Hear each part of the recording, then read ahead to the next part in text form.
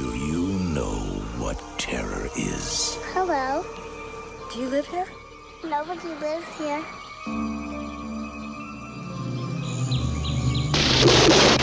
Real terror.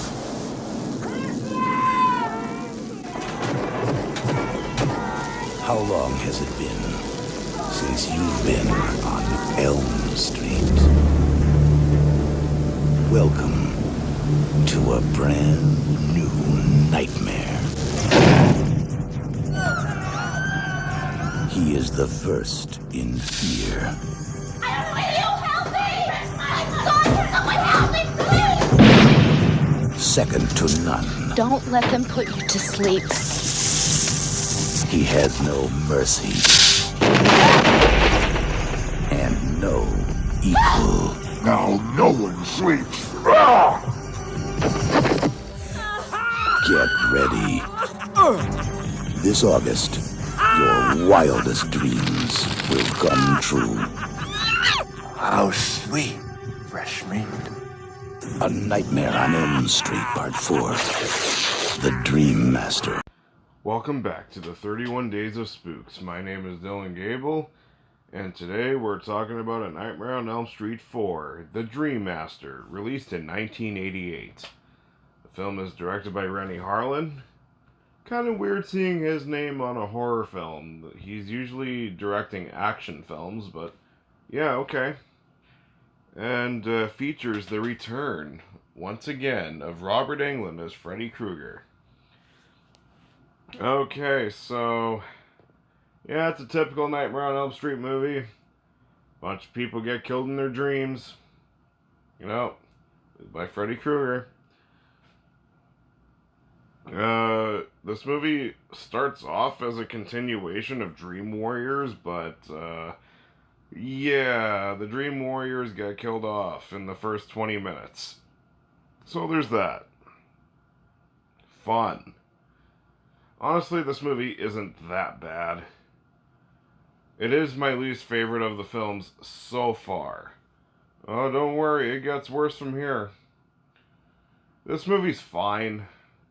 It's very, very okay. I like the kills in this movie. This movie has some really fucking good kills, I'll say that. My favorite one by far is the one where this chick gets turned into a fucking bug and she's stuck in this bug trap thing. That was some gruesome shit right there, and I loved it. And the practical effects in that scene were fantastic. Overall, there aren't too many bad kills in this movie, so I'll give this movie some credit there. This movie also has some awesome fucking dream sequences. There's one thing that this franchise usually gets right, and that's the dream sequences. And the dream sequences here are very imaginative, very creative, and of course, they all lead to some great deaths. This movie is also extremely fast-paced. There's not a boring moment in this movie.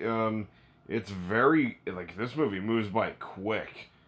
And of course it's just a 90-minute movie, but that 90 minutes fucking goes fast. So yeah, this movie definitely moves at a lightning quick pace, and that's very appreciated here. And of course you gotta talk about Robert Englund. He's fucking awesome.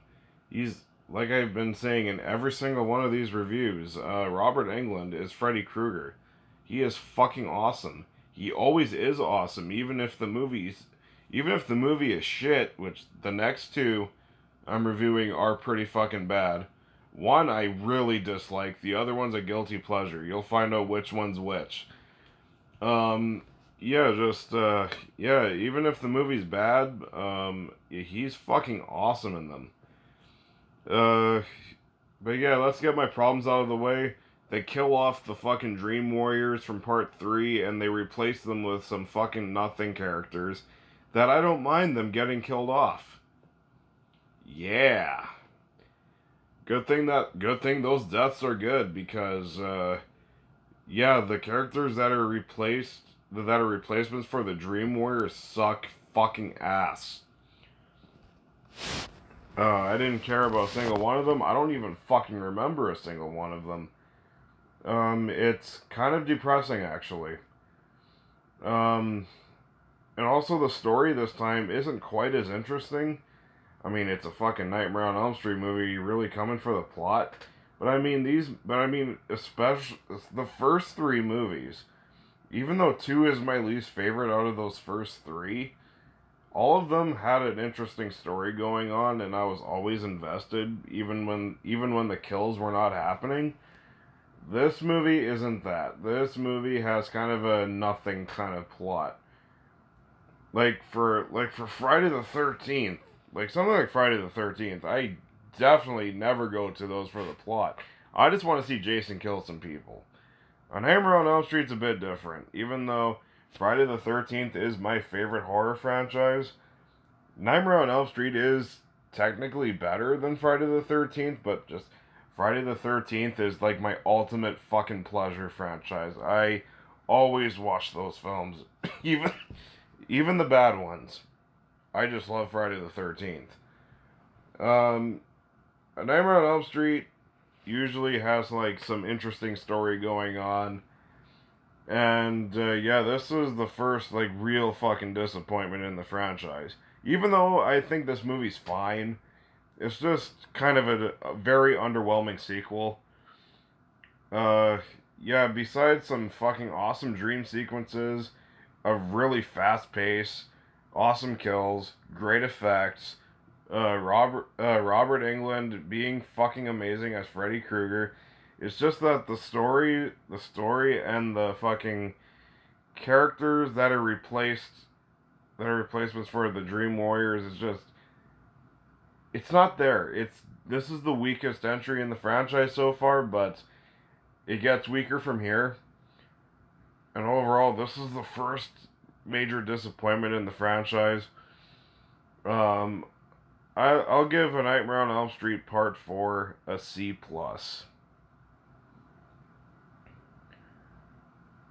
So what did you think of A Nightmare on Elm Street Part 4? Comment below, let me know. And if you like my stuff, you can like, comment, subscribe, and hit that notification bell.